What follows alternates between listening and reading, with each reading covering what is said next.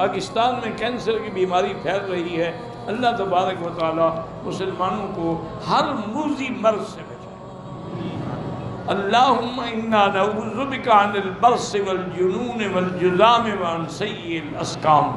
اللہ کے نبی نے پناہ مانگی ہے موذی بیماریوں سے۔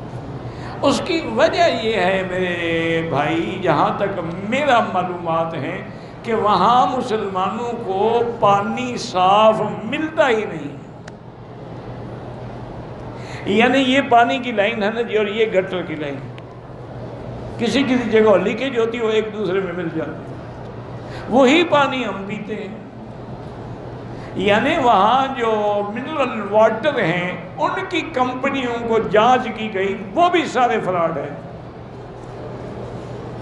تو اب اس کا کیا مطلب ہے؟ اتنی مہنگی آدمی بوتل خریدے وہ بھی خالص نہ ہو۔ تو اصل سبب جو ہے وہ یہ ہے۔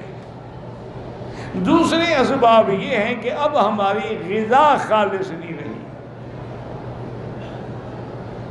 ہر چیز میں کھاد ہے، ہر چیز پہ سپرے ہے، اور وہ زہر ہے، اس کے بھی اثرات آئیں گے غذا میں۔ کل ہی مجھے ایک دوست بتا رہے تھے کہ ان کا رشتہ دار ہے، اس کی عمر اس وقت 170 سال، اور وہ باقاعدہ لکڑی پہ چلتا ہے، بالکل ٹھیک ٹھاک ہے، لیکن شرط یہ ہے کہ وہ کبھی باہر والی غذا نہیں کھاتا ہے، اپنے اس نے جو چیزیں خود لگائی ہیں وہ کھاتا ہے،